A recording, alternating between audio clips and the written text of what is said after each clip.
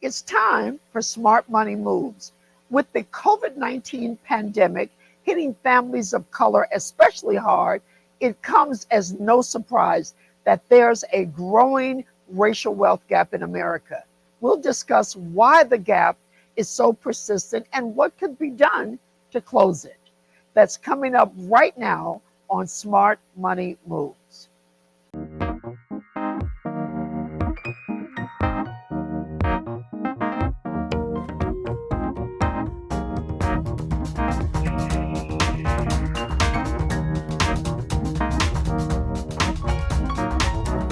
Hi, I'm Marcia Griffin, and I am happy to welcome you to Smart Money Moves, Building Wealth for Everyday People. According to the Federal Reserve, African American and Latino households earn half the income of white households. Also, in terms of net worth, African American and Latino families have about 17% of what white families have. For Native American families, it's even lower. Here to shed some light on the wealth gap and what could be done about it are Dana Peterson, Chief Economist at the Conference Board with excellent research on the wealth gap, and Marcos Morales, who works daily to overcome economic racial disparities as Executive Director of Hogar Espano Incorporated. We'd like to welcome you both to Smart Money Moves. This is such an interesting and a very, very important topic, not only for people, but also for the country. So, Dana, it is a pleasure to have you with all of your research and economic knowledge.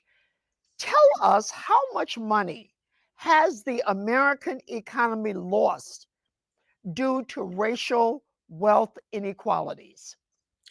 Well, Marcia, if we look back over the last 20 years, we have lost roughly $16 trillion in income, wealth, growth, if you will, from these racial gaps. Now, if you think Yeah. about how much is $16 trillion, well, the US economy is only about $18 trillion, right? So Mm. we're almost the size of the whole economy in terms of allowing these gaps to persist. So, what happens, Dana? And then I'm going to turn it over to you, Marcos, in just a minute. What happens if we increase or really turn around this racial wealth gap? It's costing us 16 billion. So, if we're able to overcome this as we're all trying to do, how does that impact our country and how does that impact our people? Sure, let's say we close all those gaps overnight. Then we could grow the economy by about $6 trillion over the next 5 years. That's Mhm. roughly adding about 2/10 of a percentage point to GDP growth every year. So that's a lot of income that can be earned that people can spend on things like food, shelter, housing, and also financial investments. Absolutely. Well, this is great. This is where we want to go. Marcos, what do you say to people who are experiencing life in a financially unequal society? You deal with this every day. Talk to us for a minute about what you're hearing, what you're feeling, and what you're seeing. Sure. Well, so the challenge has been going on forever. I mean, I've dedicated my life to this space, and I run into this situation every day where families reach out and say, "I don't have enough savings to or enough um, credit to be eligible to buy a home. I'm renting, and my landlord is not treating us properly. I don't have enough money to get my kids to college." And that's a real challenge. It's an actual factual challenge that families are facing today and have been for many years. COVID exposed that and Absolutely. shined a huge light on that. And so what I tell folks is don't despair. Look at your situation and look around you and see what you can change personally around you and around your environment, what you can do differently, what sacrifices. Sometimes it's sacrifices that you have to make, especially if you are just making it day to day, just trying to get to the next paycheck, to be able to put food on the table and pay the rent and the utilities, and so let alone think about getting your kids to college. And so you have to involve your children. You have to tell them, look, I need your help to help me get you to college and to help you become better educated and then help me become better educated. And the challenge is, some folks are working two jobs, some even three jobs just to make Yeah, ends meet. And so I know it's an old cliche. It's somewhat insulting and embarrassing to say, but you have to work smarter, not harder, and you have to find ways to climb the economic ladder, because that's the only way that Latinos and Black Americans and other minorities are going to be able to advance and dig themselves out of the hole, because they're going to have to dig themselves out. No one's going to take them out for them. absolutely. Well, look, this is why we have you guys on Smart Money Moves, because we want to have our audience, our viewers, to know what they can do and what has been done that has worked. Dana, let me just go back to you. What role has COVID-19 played in the wealth gap? Well, as Marco said, COVID-19 really exacerbated existing gaps that we saw. Many people were housing insecure, meaning they didn't know where they were going to live if they were going to lose their homes. Many people were food insecure, or maybe they Mhm. had a place to live, but they weren't making enough money to put food on the table.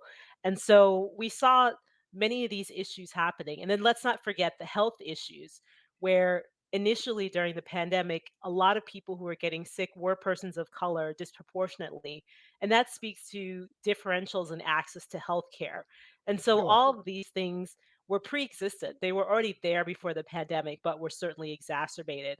And one other difference I would mention is that when we think about the people who lost their jobs, a lot of those people were in services businesses. So businesses where you Yeah. have to interact with the public, and restaurants, amusement parks, even public transportation, and many people of color work in those industries. So certainly when we saw how many people were being let go, it was very disproportionate for persons of color.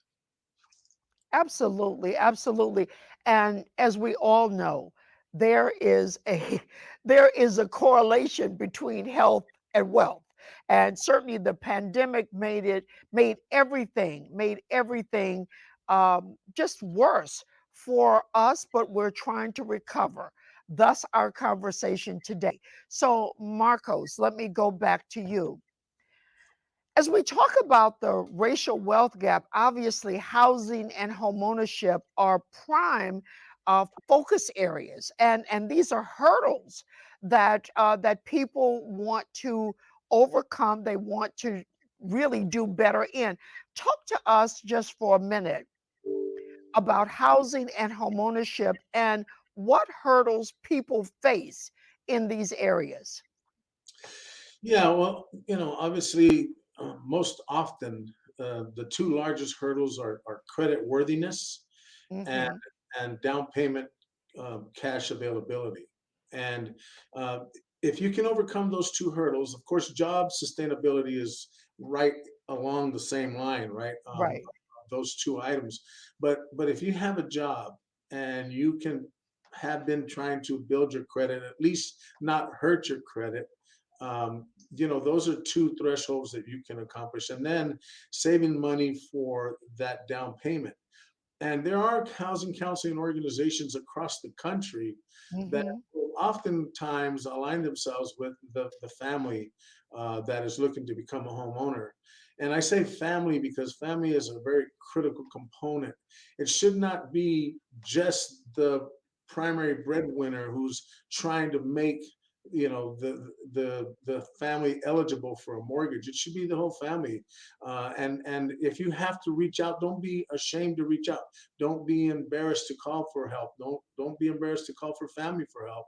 If you can get a counseling organization to help you make sure your credit is aligned, help you maybe try and find, or within your same job, to get a little bit more pay and help you with that down payment assistance. Homeownership is a reality that can come true And you see it happening now across the country. Many of the young Latino millennials are kind of leading the charge to homeownership because they've Good. decided and realized how important it is to work together, to be credit worthy, to increase and improve your job, and to save for down payment assistance.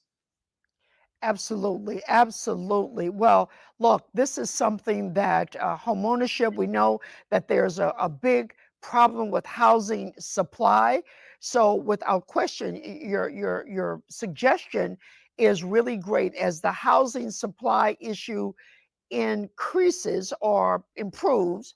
We certainly want to encourage people to get prepared so that we can stabilize our families and grow through homeownership. Excellent point. Dana, what can small businesses do to be more financially secure in light of the situation that we're in with this wealth gap? That's an excellent question. A lot of times, it's not necessarily the small business that's the problem, it's access to Mhm. financing. And so that means that it's the folks who have the money. They're not giving them to small businesses, especially small businesses of color. And indeed, when you look at the statistics, when small businesses are asked, actually, when Black and Latino businesses are asked, when you go to the bank or when you go to a venture capitalist, and you ask for money, do you receive what you asked for? And it's Yeah, more likely for them to say, no, I did not receive what I asked for. And there's no way that a business can stay open without cash. And so yeah. it's really up to financial institutions and investors, angel investors and venture capitalists, and even capital markets, meaning, going to the stock market, um, need to be willing to provide funding, provide lending in cash to small businesses of color. So, Dana, let me just ask you this.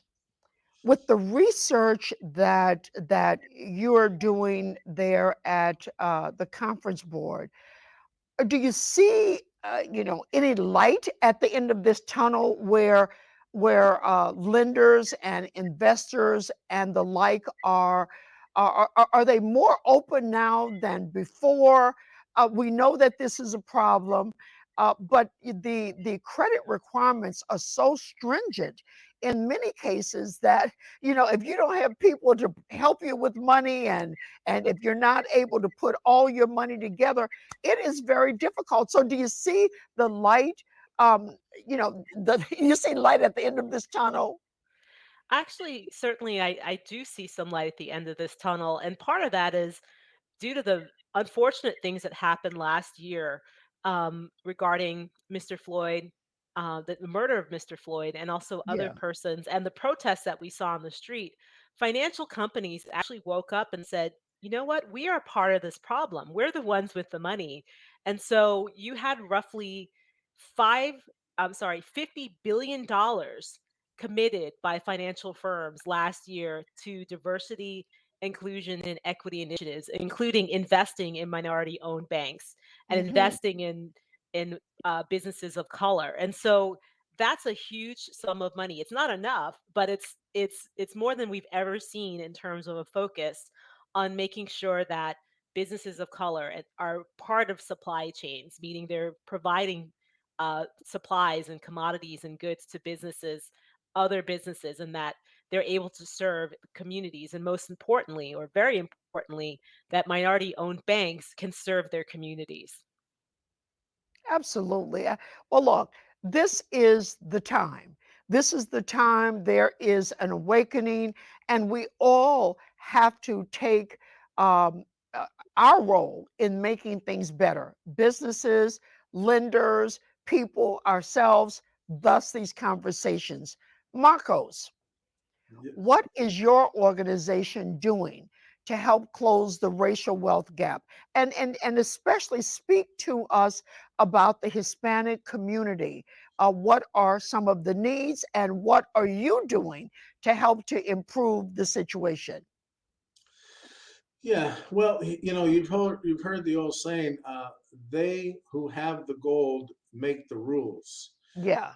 And what we're trying to do is we're trying to change that mindset, right? What we're trying to say is, he who has the product and he who has the support of the community can help change that rule, right? And so what we do is we not banks have not been extremely cooperative in this addressing this racial wealth gap in the Black and Latino community. They're starting to, but they have not historically been there helping. And so, what we have done successfully is we've gone to the private capital market and we've been able to assemble millions of dollars to acquire non performing loans to do foreclosure prevention in both Black and Latino communities and to do homeownership preservation. Uh, Mm-hmm. in in step one, and in step two, we've also assembled as much REO, vacant property, and repurposed it. And in the Mm-hmm. repurposing of the property, we can establish our own rules if we own the assets. And some of those rules are no investors, owner occupants only. And some of those rules include putting in the MLS listing an 800 number for housing counseling services so that the home buyers get that housing counseling service, and working with local agencies to get Black and Latino homeowners into those homes. And so when we start removing the investor opportunity to go and gobble everything up because they have cash and place owner occupant only rules on some of the listings, then we start to make a huge impact for Black and Latinos, especially in those underserved communities. So when you talk about investors, let me just ask you, you mentioned about investors and their opportunities. What are these big time investors doing in these underserved communities, and what impact is it having on the community and the people? Well, right now the investors are flush with cash and have no way, no outlets, right? So they're begging for solutions. And solutions for investors, there's now social impact investors, which was very, hardly never existed. And so they want a common good. They want a social impact. They want something positive and something that feels good. And so it's incumbent upon us now to present our case and to prove to them that it is a good investment to work in low income, Black, Brown communities, underserved communities, if it's done smart, if it's done with thought, and if it's done with preparation. And all they really care about at the end of the day is that return on their investment. Others across the country is what happens in our community, our underserved Hmm. Black, Brown community. So if we can take underserved Black, Brown communities, put a really good, thoughtful program together, and go to those capital investors, we can draw that capital. And they're not as stringent as the banks. The banks will come eventually, but you don't need the banks if you are willing to take the risk on your community. So, Dana, is housing supply and the point that Marcos is addressing here, where you have big companies with a lot of cash that's coming into underserved communities and buying up lots of properties and fixing them up, and really the whole purpose is for rental. Is this a part of your research, and what impact does this have, Dana, on this wealth divide? Well, when we just think about housing in general, housing is a fantastic way to build wealth. And it's also a Hmm. great way to pass wealth from one generation to the next. So Yes. when persons of color throughout the time in the US were denied access to housing, that means they were denied access to an important venue for generating wealth, and they also weren't able to pass that wealth down to next generations. What does that Hmm. mean?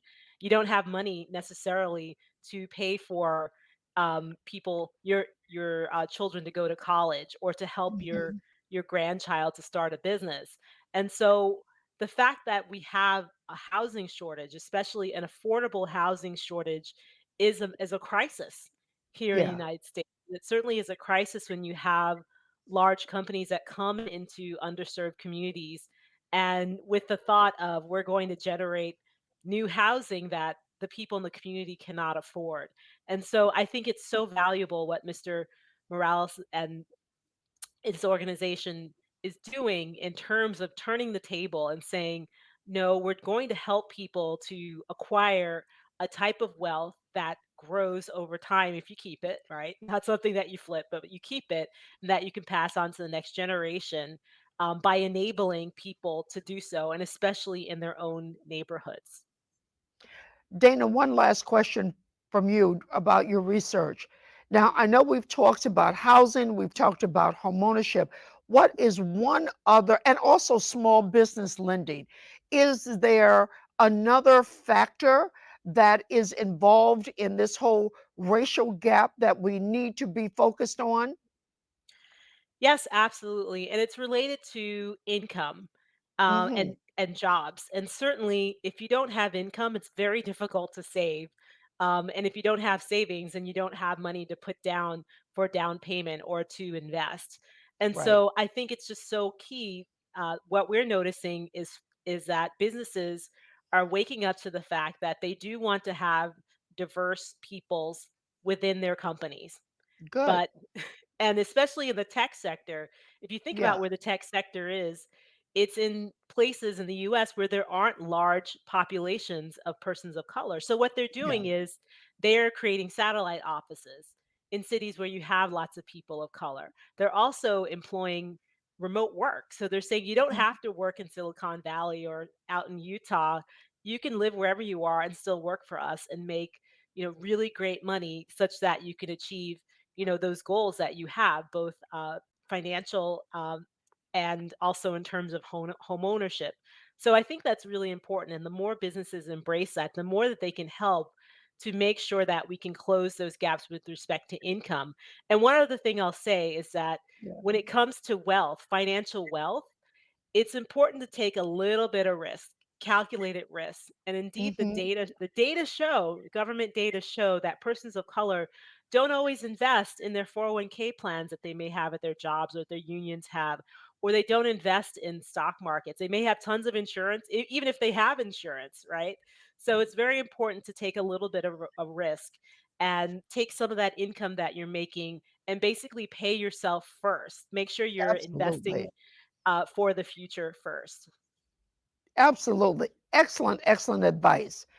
Marcos, is the wealth gap issue being talked about openly in the Hispanic community and within Hispanic households? No, not really. And unfortunately, there's really two sides of that in the Hispanic community. There's Hmm. those that get it and they do exactly what Dana said. They buy one house and then they buy another house and then they buy another house and then they generate, income off of those houses and they keep those homes. And they don't leverage them for anything, right? They don't go Hmm. take a second mortgage to send the kids to college, or to start a third or fourth business. They keep that wealth, and then they find a way to use other people's money to do the business expansion, and then they help the kids get scholarships and other things and other opportunities to get them in college, and then they Right. dig into their savings because they learn to save. But then there's the other ones on the other end of the spectrum that don't have that conversation and don't and the ones that do don't share with the ones that don't, and the ones that don't just have to understand that you're not down by yourself.